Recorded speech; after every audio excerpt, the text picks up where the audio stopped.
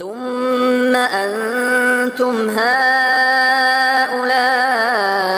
تقتلون أنفسكم وتخرجون فريقا منكم من ديارهم تظاهرون عليهم بالإثم والعدوان وإن يأتوكم أسارى تفادوهم وهو محرم عليكم إخراجهم أفتؤمنون ببعض الكتاب وتكفرون ببعض فما جزاء من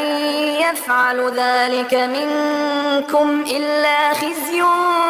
في الحياة الدنيا ويوم القيامة يردون إلى أشد العذاب وما الله بغافل عما تعملون.